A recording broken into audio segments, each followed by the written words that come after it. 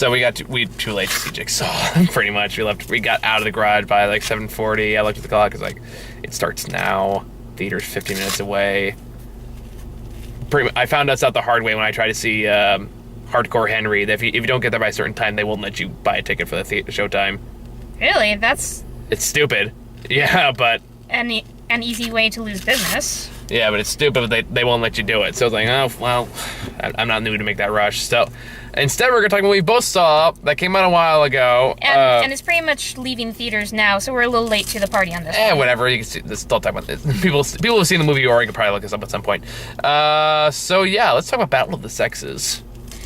So I had an interest in this movie when I heard that it was going to be a thing this year, because years ago, I think on The Wonderful World of Disney, there was a made-for-TV movie version of this story called Billy versus Bobby, and that kind of piqued my interest because I had a budding interest in women's studies at the time, but I never got around to seeing it the made-for-TV movie version. Mm-hmm. So I was eager to see this and see how they would stretch it out to a full-length feature film on the silver screen. And they did a pretty good job with it. Yeah, they did. I don't know how much of the LGBT stuff was accurate or not. From what I read, I think like the affair happened before any of this, any of the stuff happened, like way before any of the actual match stuff happened. Okay. So I think a lot of that was embellished for the movie purposes. For those who don't know what this movie is, if you haven't heard of it, it's a movie starring Emma Stone and Steve Carell about tennis in the 70s. Yes, and it made the pop culture zeitgeist of the time because it was complementary to the women's lib movement. Yeah, that was also taking place. Yeah. So this is all about one particular female. Oh, you look, she got text messages. One particular female tennis player, like the best in her sport. Billie Jean King.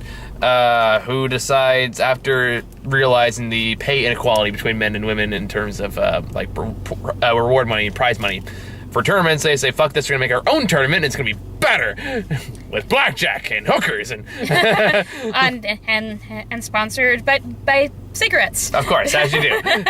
What better way to promote a healthy lifestyle with active sports and cigarettes? I liked how the women's tennis team manager point blankly said, "You do the tennis, I'll do the smoking." Now, what is her name? Gladys. No, I mean the actress. The stand-up comedian who was in Wreck-It Ralph, and it's bugging me that I don't remember off the top of my head. I'm not sure, but when I was watching it, I was wondering, is that Sarah Silverman? That is Sarah Silverman, yeah. Okay. Yeah, it is Sarah Silverman. I was like, I know because I find her annoying in most other things I see her in.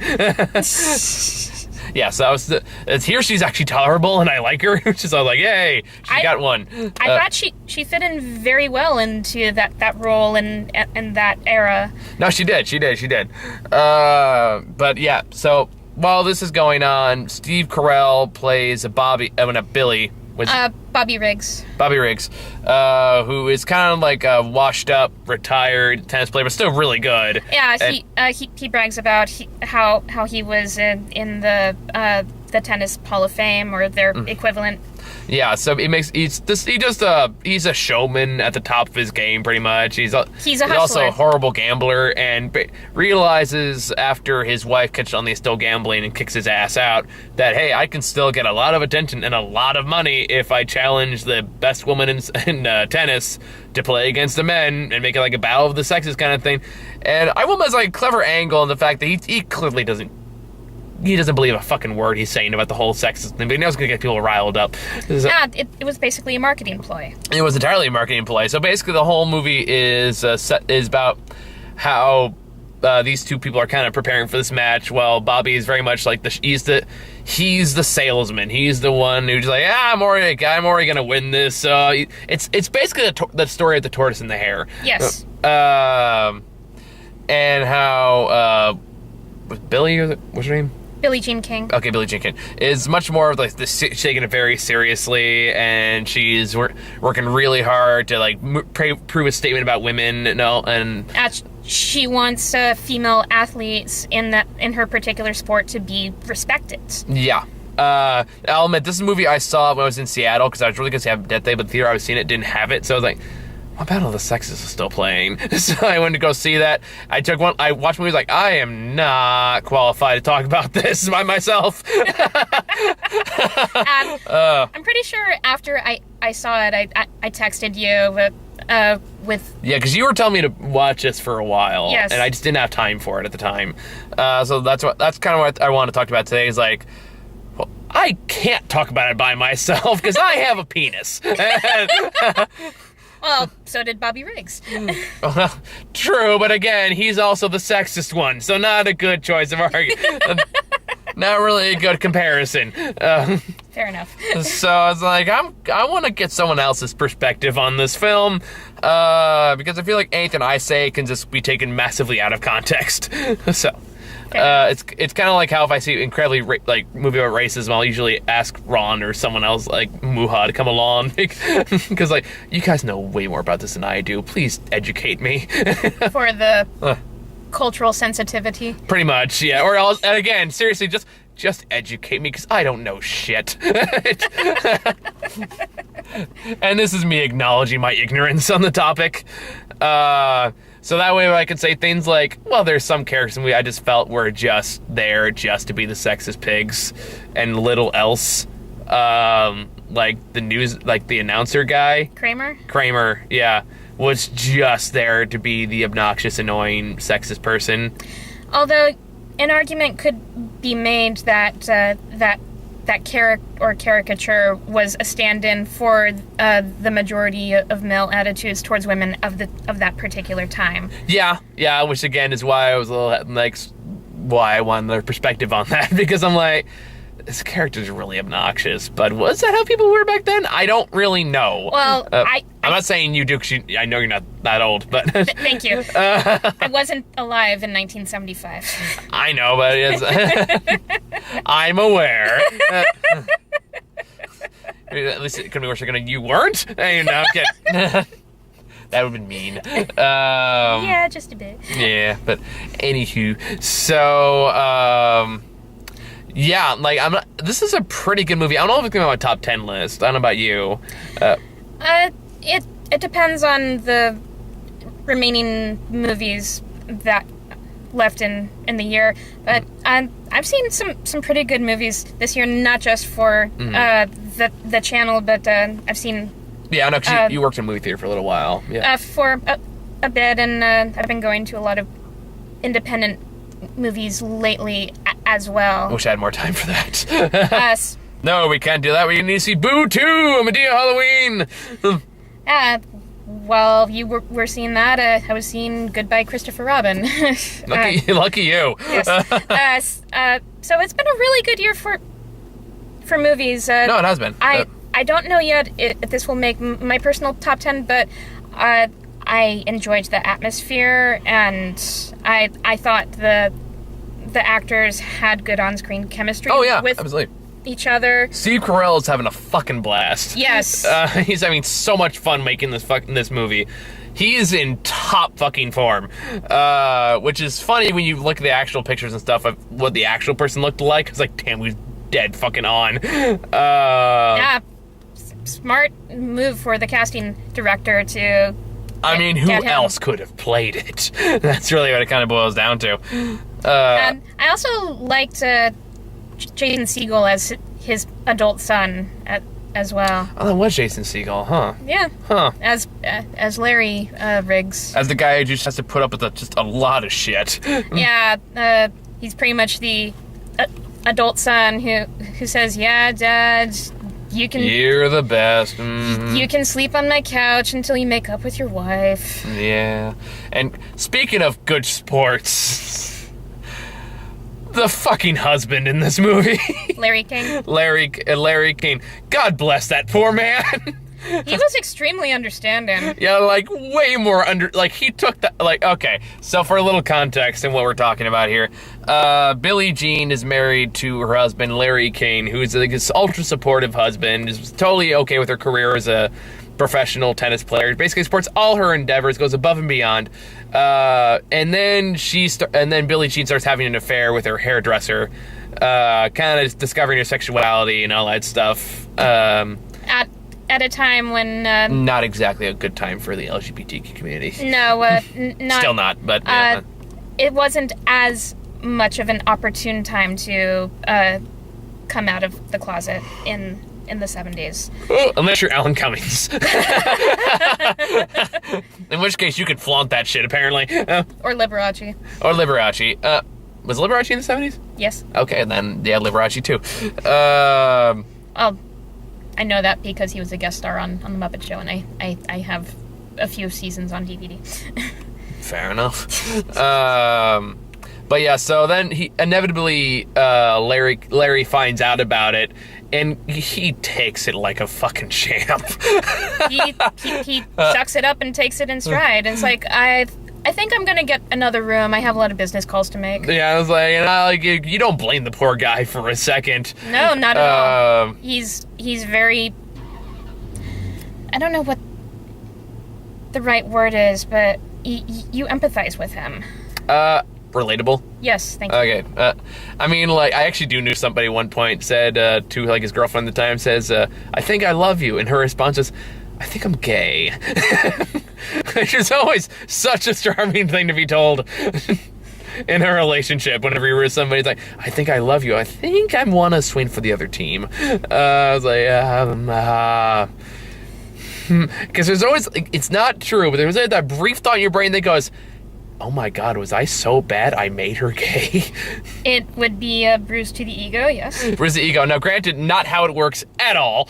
I want to make that perfectly clear, but that's like how everyone I've ever heard that story, it's literally the next phrase they tell me is like, I was so bad I made her gay. You're like, no, you didn't, but were you that bad? How bad were you? Seems like you're ranking yourself here. In which case, do a Google search and learn some techniques. But anyway, so instead of, like, doing what you expect him to do, like, lash out, like, are you cheating on me? How can you do this? Blah, blah, blah. He just goes like, I'm just gonna wrap this up and I'm gonna leave. Good luck tomorrow. We'll talk later.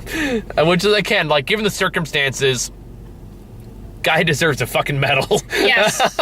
Like I said, he takes it in stride. Because again, even later, he seems to just basically come to terms with it amazingly. To the point where he's even talking to the hairdresser like, look, I know what you did, but go be supportive anyway. He's the ideal partner in the sense that he put Billie Jean's needs first, and he even tells I think the hairdresser's name is Marilyn. Yeah. He even tells Marilyn she needs to put tennis first above all else. So if you can help her with that, go ahead. Yeah, so like a lot of that stuff was pretty good. Now, Larry isn't in the movie very much for all intents and purposes. Mostly it's on the Billie Jean Bobby debate. Yes. I'm gonna have to pause for 1 second real quick. We'll be right back. Focus. There we go. Okay, sorry about that. Where were we? We were basically singing the praises of Billie Jean's husband, Larry. Right, that's right. I'm gonna roll down because I'm kind of stuffing here. And how he takes everything in stride. Yeah, that's right. Okay, so yeah, all that happens. Poor guy. I mean, poor Emma Stone's poor Billie Jean too, because she has to realize, make this big realization of herself right after like a very big important tournament, which is not a good time to explore your sexuality. No, and that was one thing that or one beat that she and the movie took that I didn't understand at first, but after thinking about it, I really appreciate it. After, spoiler alert, after she wins the big publicized match against Bobby Riggs, instead of going out to greet the press right away, she takes a moment and basically cries, and in the tennis equivalent of backstage. And at first I thought, oh, she's crying because she's so so happy, but upon further thought, it occurs to me maybe she's crying because she's so overwhelmed by everything that is taking place around her. Yeah. That's a lot. Like, I've talked with people who have like made realizations while in like heterosexual relationships. Like, I think I actually am gay. It was kind of like, it's not a fun topic to explore about yourself because it basically forced you to reevaluate everything you thought you knew about yourself. So it's not fun. And how, it can be very rewarding long term. Don't get me wrong, but that initial discovery, that's hard. And basically changing your self-perception and your role in your own life has a domino effect of your family's life, and relatives don't always react the way you want them to when it comes to personal changes. Yeah, that can be tough. Yes, so I like that Emma Stone took that beat. I thought that she was convincing as this real life athlete. Yeah, absolutely, I agree. I mean, everyone here, the acting around here is pretty solid all around. I can't think. Well, I mean, like aside from like the newscast, the like announcer guy got on my nerves quite a bit. Or like the head of the sport, like the tennis thing, he got on my nerves quite a bit. I think that was kind of the point, though. Yeah, but it's like he's supposed to be a sexist heel. But like, every line he has is just a sexist line. There's like no line of dialogue he has where it's not something sexist. And I granted, I like what they said about like what Billie Jean says towards the very end. It was like, you know what it is about you? You legitimately think there's nothing wrong with what you're doing, which is true for a lot of people in that situation. I thought that was all very well done. But the fact that's literally the only dialogue he has in the movie is all about him being a sexist. There is no like, hi, how are you? Hello, other person. How was your day? There's none of that. It's always like, well, you women and your issues. That's his only dialogue. Even when like his very first line is, oh geez, here she comes.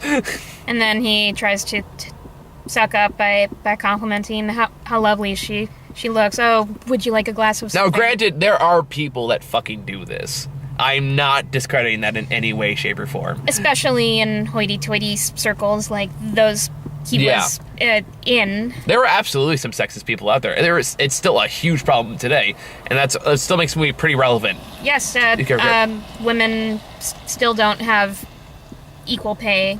Yeah, it's still a huge problem, and even then, just how women are perceived in careers, in anything by generation. Thank God it's dying out.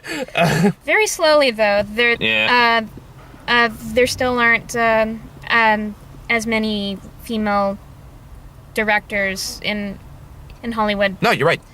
So there are still many areas to be tackled in this issue. Although, at the very least, you do have the director who probably made probably one of the best superheroes movies of the year. Yes, Patty Jenkins. Yeah, Patty Jenkins. So thank God for that. Yes. Thank God for that. We're learning, like, hey, you know who should write a movie that's all about women and female empowerment? Men. Men should totally write this movie. Yes. That was definitely a step in the right direction. It's like, what was that joke in Community? That was talking about, like, it's all about the last season had like a female, like very strong female character in there, and what's his name?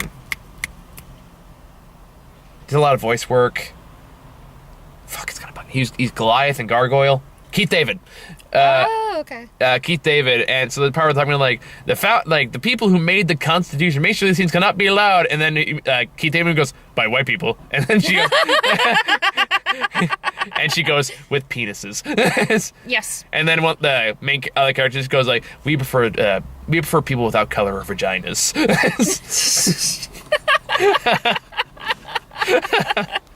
Pretty much, yes. Yeah. So yeah, it's more like there's some people. There's some total heterosexual white people that totally think they're the victims, and every time we're like, oh yeah, you've had it really hard, dude. You've had it so fucking hard. You can go into any job interview and not be instantly judged. Oh my god, you have it so hard. Would you like me to hire a clown for your pity party? It'll be Pagliacci. It'll be great. Tango Pagliacci. That's I don't actually. That's one of the reasons why I got interested in women's studies, because I love history, but at a certain point, I got rather bored with, no offense, white male American history. Oh, we rub our white penises over everything. I fully acknowledge that. That's why it's being an adult now and like going over old history books. Like, you left out a lot of details here. Where's the Japanese internment camps? Did we just forget about that part, or no? We just pretend that didn't happen. Okay. Yeah. It's kind of like the final seasons of Scrubs. We all know what happened. We just choose not to talk about it. Probably for the best in regards to Scrubs. Yeah. I still don't think that season was that bad, but yeah, it wasn't great either. But anyway. So yeah, it's a relevant film. It's a solid film. It's a very solid film. It's very entertaining. I will give it credit. This has been a good year for entertaining real life story movies. It has, and between this and American Made, which is great. And we have more on the way. Yeah, it is getting close to Oscar bation season. Have you seen American Made, by the way? I did, yes. I love that movie. I love that. Speaking of white people. I love that they used the disco version of Beethoven's Fifth to open it. Because I was obsessed with the Saturday Night Fever soundtrack when I was younger. Like that, and you ever see that one that Ben Stiller was in? Brad Status? No, I missed that. That one was actually pretty good. That one's like any movie we actually did have time to go see. Nice. That was actually really good. That actually had some... Howard pointed this out, I think is absolutely brilliant, in that the musical cues are like, it starts out with like a violin, and then like a very simple violin that grows like bigger the more the character kind of discovers about himself. So the movie literally opens up with the world's smallest violin as Ben Stiller bitches about his non-problems. It's like, God damn it, that's brilliant. If you can track it down at some point, just for your own enrichment, there's an animated independent film called Loving Vincent, that is absolutely beautiful. It's like watching Van Gogh's paintings come to life. It's absolutely gorgeous. Oh, cool. That sounds nice. Did the movie come out this year? Yeah, it's one of the independent films that I've seen recently. What's it called again? Loving Vincent. Okay, that sounds like fun. Or it sounds interesting. I'm curious to see that. So, yes, that's another kind of inspired by real life. Well, yeah, I mean, as far as going into paintings go, I think you pretty much lose reality when you go inside a painting and make it come to life and shit. That's more Page Master. Well, I meant in terms of the animation style. Yeah, I know. The entire film was like hand drawn and painted or something like that. Nice. Old school animation style. Cool. So yeah, you got any final thoughts for Battle of the Sexes? Anything else you want to talk about? If you are interested in history, or if you're a Steve Carell or Emma Stone fan, I recommend checking this out. Yes, we're late to the party and it's leaving theaters. You can watch it when it comes on Blu-ray. Yeah. It's worth watching at least once. Yeah, I'd say so. So if you can track it down on Blu-ray, I would definitely recommend it, or like on Redbox it or whatever, or maybe if it's possible on Netflix, which it probably will if it's like a movie that pop up on Netflix. Yeah. I'd recommend it. So yeah, I still got a bunch of stuff to catch up on. I'm gonna try. I don't know. I'll get to it when I get to it. At this point, really, there's a lot going on. So I got some shit I gotta sort out. So we'll get to it when we get to it. If we miss it, we miss it. That happens. Hello, darkness, my old friend. So, yeah, at the very least, we got Thor out of the way. Yes. So that's the big one. So mostly just... Thank you, by the way. You're welcome. So then, I mean, it's kind of a tradition of you and I to tackle the Marvel movies at this point in the game. Well, I just have so much fun watching them. No, I'm not saying it's a bad thing. Don't get me wrong. And I've never been brave enough to navigate the timelines of actual comic books. So I appreciate hearing your more informed perspective. Well, actually, if you go back in issue 492... So, yeah, this week, I think the only other movie outside of Thor that came out this week, I should say, is A Bad Mom's Christmas. Other than that, it's all just catch up. with like Jigsaw and Happy Death Day. Happy Death Day. I still want to see that, just like curiosity. And Geostorm, there's time, and I don't really count on that one at this point. So I'll catch up as much as I can. If there's anyone I missed that you just really wanted me to see and I didn't get a chance to see, just send me a message. Let me know. I'll add it to my list of catch up. So yeah, that's it. So thank you guys for watching. See you all next time. Bye.